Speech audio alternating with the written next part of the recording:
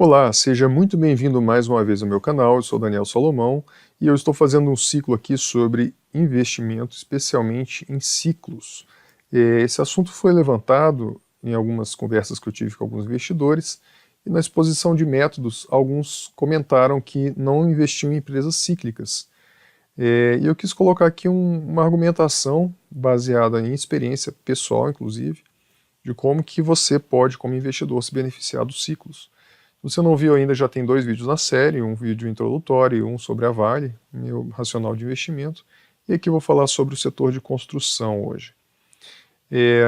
Eu não sou analista, isso aqui são tudo casos oriundos de estudos pessoais, são teses que eu fiz de investimento, eu vou colocar minha lógica e expor, né, como eu fiz os investimentos, para que tenha algum valor aí de compartilhar minha história e meu conhecimento com outros investidores nesse universo.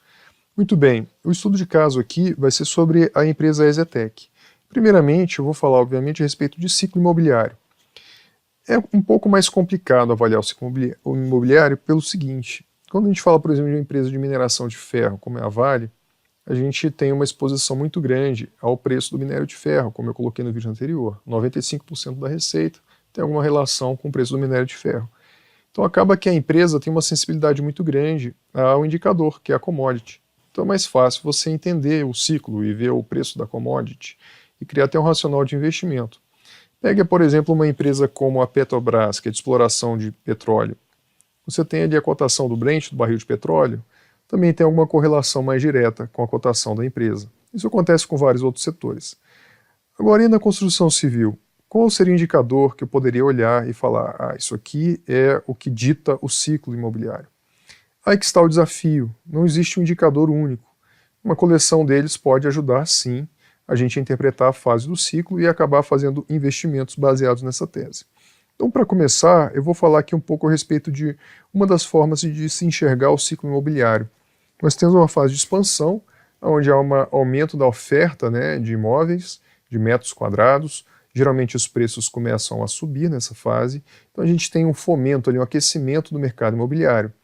Isso tem uma correlação muito com o ciclo da economia como um todo. Emprego, crédito, capital disponível na praça, né, aquele otimismo, né, e as pessoas começam a consumir mais imóveis.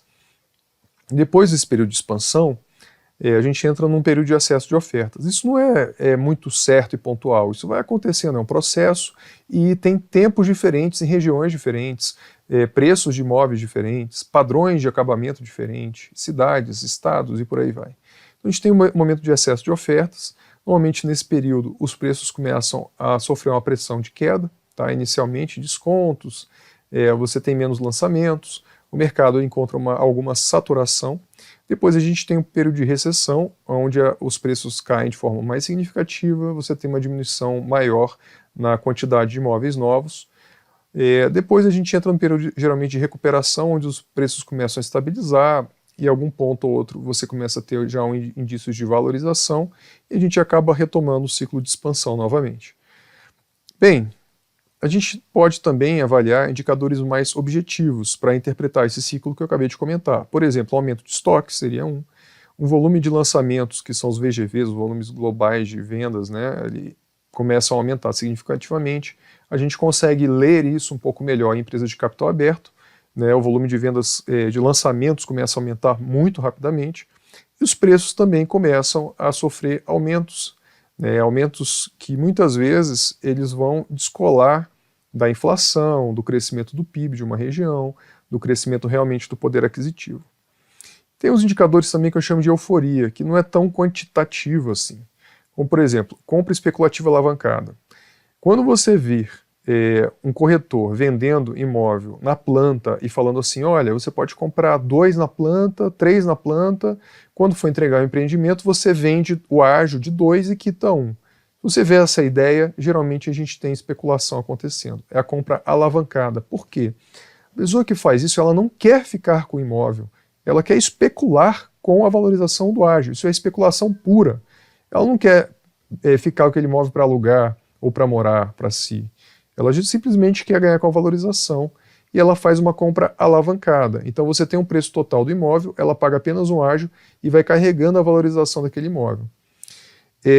lançamentos muito frequentes. Quando você começa a ver lançamento um atrás do outro, as construtoras lançando vários e vários imóveis na sequência, isso pode ser um indicador também de que está começando a superaquecer esse mercado. E velocidade de aumento de vendas também é importante. Do aumento de preços.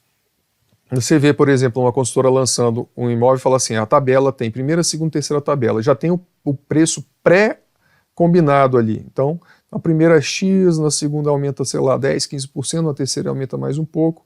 E aí lança um novo empreendimento no outro mês e a tabela inicial é igual ou maior que a última tabela do lançado anteriormente. Então você começa a ditar o preço e você começa a gerar uma espécie de uma inflação ali localizada, setorizada, que é descasada com a geração de riqueza, com o aumento de renda, com o aumento de PIB, etc., da população daquela região. O que acontece, então? Você nota que, nesse caso, geralmente, já que você consegue fazer esse movimento de lançamento, né, de tabelas, você está ditando o preço e não o comprador, né? Então, quando quem está ditando o preço são as construtoras, geralmente a gente está em períodos de euforia, períodos ali de expansão, tá certo? E aí a gente tem o seguinte aqui, então, eu peguei alguns números, né, para comprovar, para mostrar, né, como que a gente poderia entender que estava tendo um aumento ali na fase de expansão e depois uma mudança para um excesso de oferta e início de uma recessão. Peguei algumas empresas de capital aberto listadas na bolsa que publicam, isso aqui é tudo público, eu vou colocar no site do RI, sobre guidance, por exemplo. Guidance são os lançamentos, né? Então, em 2009, a Gafisa lançou ali 2,7 bilhões, né, de lançamentos. Em 2010, o guidance era de 6 bi. Então, um aumento de 116%, ou seja, uma oferta expressiva, um aumento expressivo na oferta de lançamentos. A gente pega, por exemplo, a Tecnisa, 2009 de 500 milhões para 2,4 bi em 2010. Esse era o guidance, ou seja, o projeto de lançamento.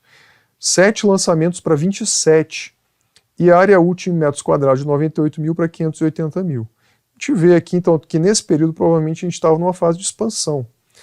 E, obviamente, vê nesses tipos de empresa que, uma vez aberto o capital na bolsa, os acionistas começam a querer ver crescimento. Então você tem que crescer, a empresa sempre tem que gerar mais lançamento, mais receita, teoricamente mais lucro, para você falar, não, está sendo bom para o acionista. Então, elas são muito pautadas, ou foram muito pautadas, por querer mostrar resultados. Então, esses guidance, né, muitas vezes você tinha ali, quem estava dirigindo a empresa, tem que ficar lançando a todo tempo. Olha aqui o caso da PDG, por exemplo, que era a maior do Brasil, né? 5,4 bilhões para 9,1 bilhões, um aumento de 68%. Claro que ela não cresceu 100% igual às outras, ou mais, porque ela já era uma empresa grande, né? Empreendimentos lançados, 141 para 214, também uma quantidade razoável de aumento. E quanto aos preços, né, eu falei que dos lançamentos, né, do aumento da oferta. Olha aqui os preços, né, aqui pelo exame, se você for ver de 2015 a 2014, um aumento de 192% em 10 anos, em termos reais, descontada a inflação. Então, provavelmente, a gente estava numa expansão aonde estava aumentando a oferta e os preços também, né, em termos reais. Isso acontece no mercado imobiliário, a gente tem momentos que você tem valorização e outros onde você tem desvalorização. E essa valorização que foi expressiva para imóveis, porque isso aqui é uma média, né? Isso é muito expressivo, esse aumento de média. E se a gente for ver, por exemplo, os estoques, né? Essa outra reportagem aqui fala a respeito de estoque recorde de imóveis em São Paulo. Então, 2014 terminou o ano com quase 27 mil imóveis na cidade de São Paulo, que não tinham sido vendidos. E quando a gente fala estoque, ele tem um critério, né? Tem que ter até tantos anos de construção, etc. E o aumento foi de 37% em relação ao ano anterior. Então estava construindo imóveis, aumentando o preço, mas você não estava vendendo mais esses imóveis. Então eles estavam virando estoque.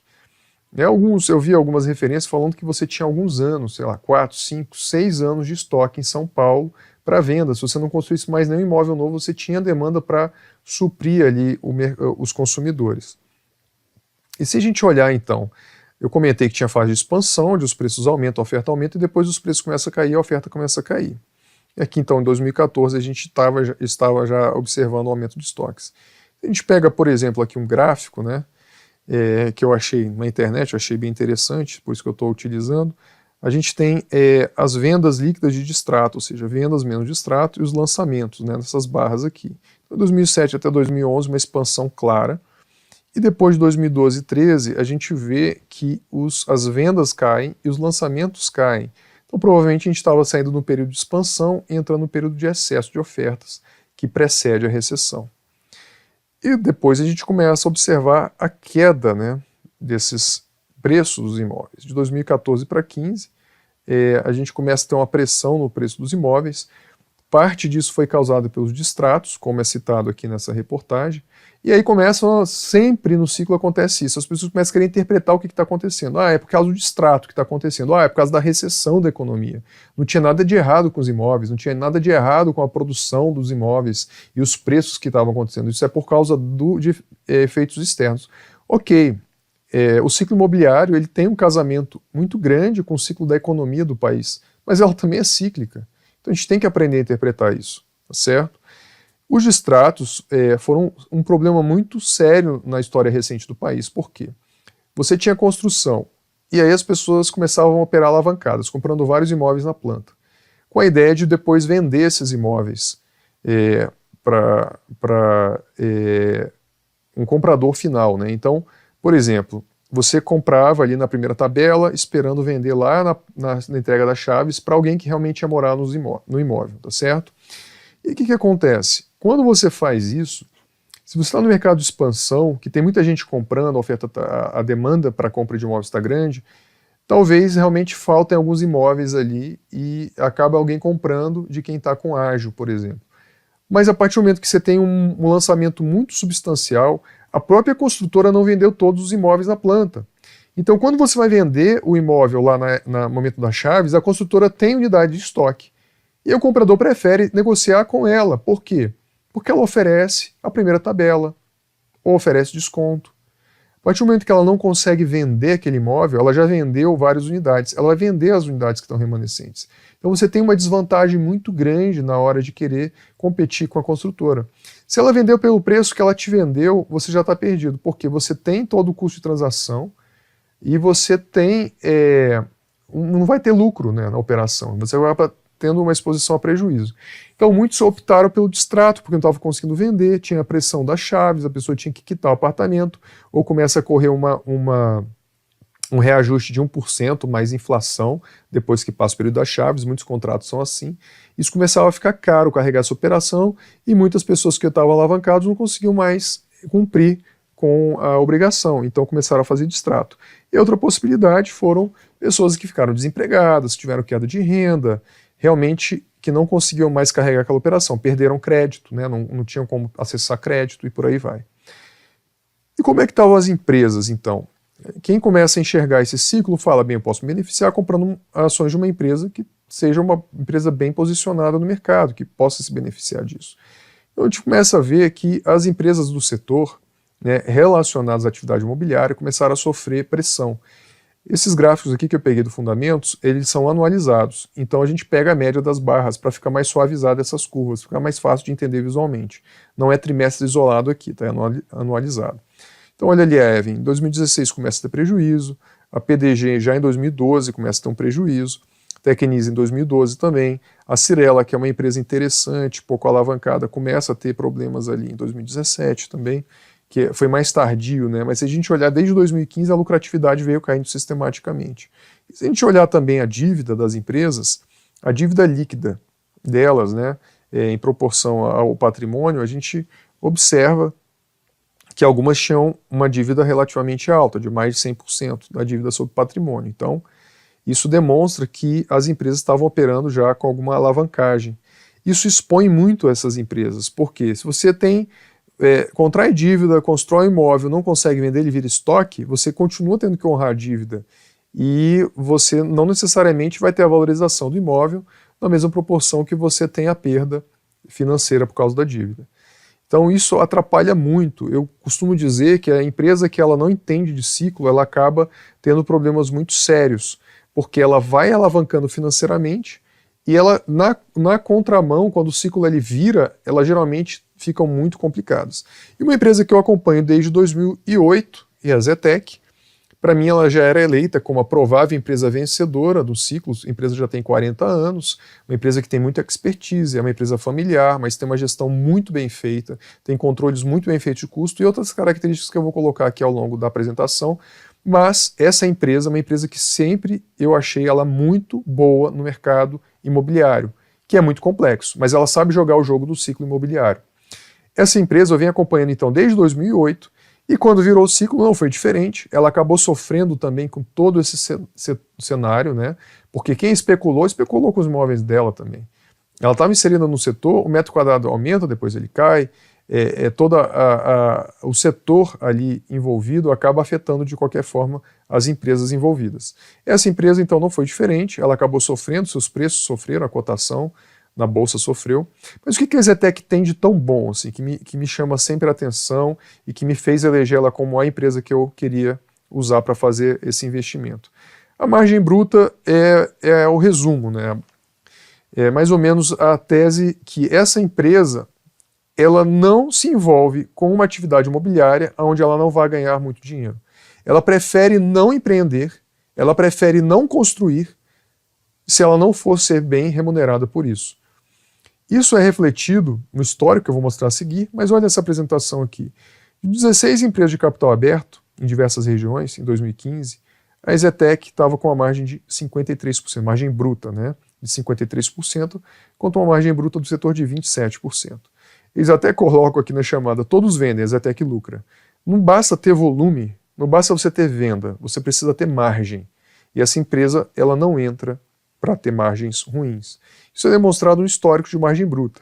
O piso dela, ou seja, quando está ruim para a EZTEC, é uma margem de 40%. Mas ela soube pegar essas margens todas aí em aumento nesse período de expansão, ou seja, ela também começou a vender mais, mas ela começou a vender sempre de olho em margem. Então a gente vê que essa é uma empresa que ela tenta manter a margem dela acima de 50%. E se você for ver entrevistas com a RI da empresa, eles citam isso. É declarado, eles falam, a gente sempre vai perseguir margens brutas altas. Isso dá todo diferencial. Outra coisa, essa empresa não costuma ter dívida. Então você olha lá embaixo, né, o último gráfico ali, a última linha do gráfico, vermelho, que ela sempre tem caixa líquido. Teve um momento que ela ficou endividada, mas foi um movimento até ousado para a empresa, uma coisa mais inédita, que foi construir um mega empreendimento comercial, que no final deu certo, eu vou até citar ele logo mais. Bem, e quando a gente olhava para a EZTEC, ali em 2015, que foi quando eu fiz o aporte nela, e você via o quanto que a empresa valia no mercado, por volta de R$13 ali a cotação, mas era uma empresa que eu digo que ela era uma cesta cheia de coisas boas dentro. Então ela tinha muito valor agregado ali. Ela tinha valor de estoque de 1,4 bi, ela tinha terrenos para lançamentos futuros em 5,9 bilhões, ela tinha uma torre ainda para vender desse empreendimento que ela fez, comercial, AAA, que tinha um valor de mercado de mais de 600 milhões, e ela ainda tinha resultado a apropriar, né, pela forma como é recebido ali o valor das vendas. Então, quando você via essa empresa, ela tinha um potencial de adicionar no valor dela de cotação de mercado, né, no preço da ação, até R$27. Essa conta aqui é uma conta que é explícita pela empresa. Eu, quando fui fazer as minhas contas, eu fui bem pessimista. Eu falei, a gente vai dar desconto nos estoques todos, o valor de terreno não vai ser esse como está sendo dito, eu vou vender a torre com desconto, etc, etc, etc. Eu fui extremamente pessimista e eu vi um upside, assim, para essa empresa ficar no valor justo do que ela tinha, mais ou menos ela subia ele quase 50%, sendo ultra pessimista nos meus cálculos. E ela ainda tinha dinheiro em caixa. Então eu descobri o seguinte, eu estava comprando uma empresa que estava recheada de ativos por um valor muito baixo. Então valia realmente a pena começar a acompanhar essa empresa para uma aquisição, porque ela participa muito bem do ciclo imobiliário e ela é uma empresa que estava descontada até pelo patrimônio dela. Uma empresa sem dívida, então, com patrimônio líquido. E a gente vê nessa apresentação ainda algumas dos indicativos de por que essa empresa sabe jogar bem o ciclo imobiliário. Eu destaquei alguns aqui. Quando ela fala a respeito dos terrenos, né, para valores globais de venda futura, esse estoque de terreno, olha o que ela coloca. Retomar lançamentos, explorar janelas de mercado. Ou seja, regiões com ausência de oferta, regiões com melhores margens. Então ela estuda o mercado para poder lançar. Outra coisa, nova tendência de custos. Eles estão sempre de olho em custos, é impressionante. E produtos mais eficientes. Essa empresa, ela atua muito na região metropolitana de São Paulo. Eles atuam num território mais fechado, mas eles conhecem tudo. O mercado, a vizinhança, fornecedor, mão de obra, centro de distribuição. Eles com isso conseguem manter um controle de custo muito interessante. É como se fosse um ganho em escala, só que é obviamente em vários canteiros, mas eles têm uma sinergia muito grande. E eles estão sempre de olho em custos e de olho em margem, isso é muito importante.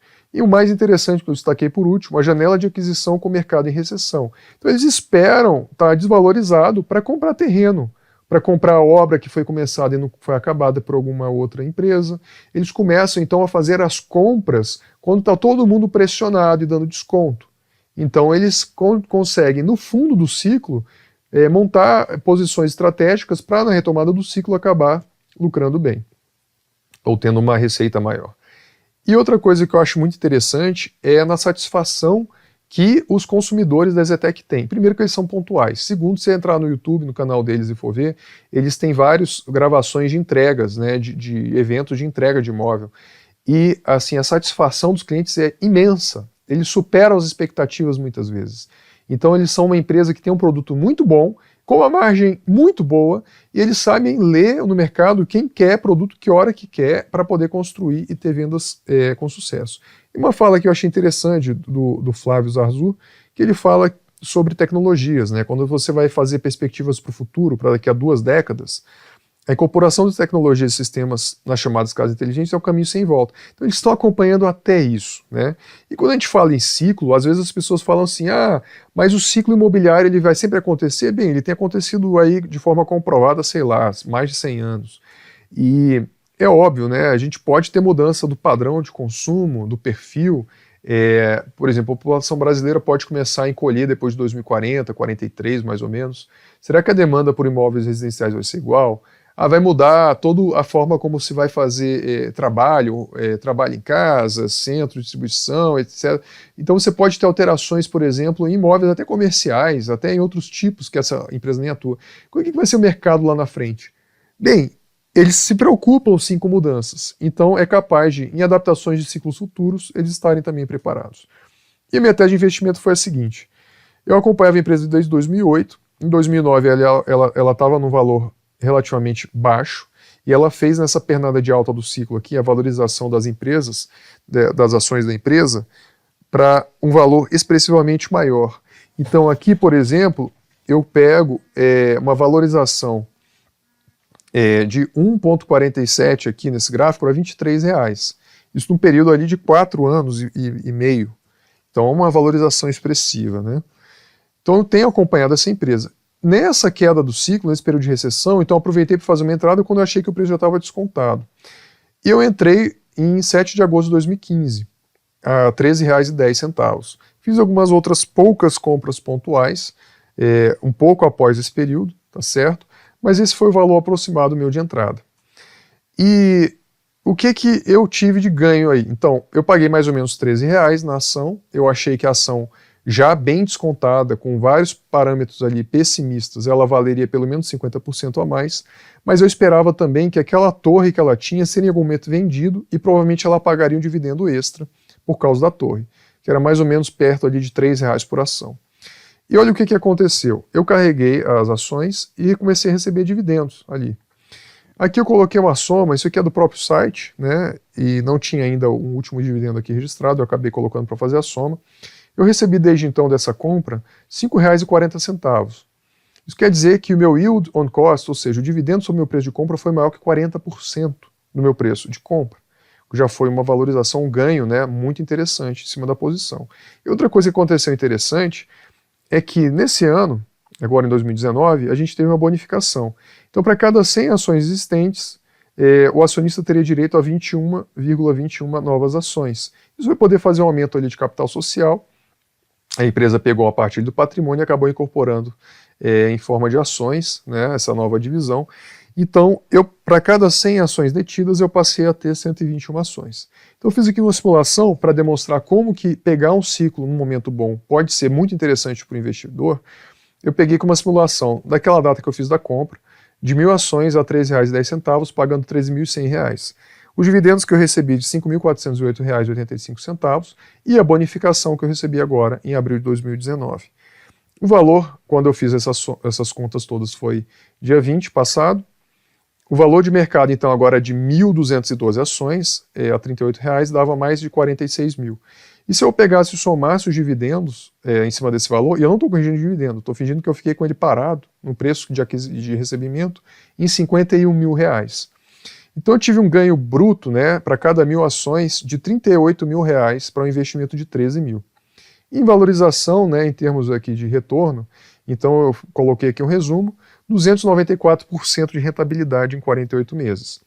Isso dá um resultado composto, ou seja, juros compostos, de 2,9% ao mês, ou de quase 41% ao ano. Então isso é mais uma demonstração de como que a gente pode enxergar um ciclo, escolher uma empresa vencedora no ciclo, se posicionar nessa empresa e se beneficiar muito, porque esse tipo de ganho em investimentos, bem posicionado, de forma paciente, de forma pré-calculada, podem gerar retornos muito interessantes, com riscos muito mais baixos do que você fazer compras em momentos diferentes de mercado.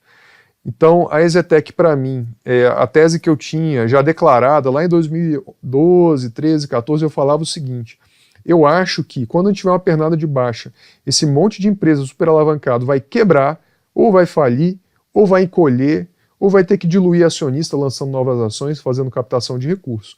E a EZTEC vai estar esperando esse momento para se beneficiar, comprar terreno, para ganhar market share, participação em mercado, e na retomada de ciclo crescer muito mais forte e muito maior. E provavelmente é o que a gente vai observar nesse ciclo que está apenas começando. Esse ciclo imobiliário, ele está saindo do período ali de recessão, de recuperação. Na verdade, a gente já está no período de recuperação, a gente já começou a melhorar, fomentar um pouco mais as vendas, a gente já começa a ver esses indicadores, e provavelmente a gente vai entrar no período de expansão. A gente não pode fazer uma avaliação da empresa pelo histórico dela, porque ela sempre vai lançar coisas novas, em terrenos novos, com metragens novas, então é muito difícil você olhar histórico e falar que ela vai ganhar de forma recorrente aqueles resultados anteriores. Empresas construtoras, incorporadoras, imobiliárias, etc., isso não é verdade. Então a gente tem que, no mínimo, que olhar para o volume global de vendas da empresa e a margem dela, e ver o potencial que essa empresa tem no mercado.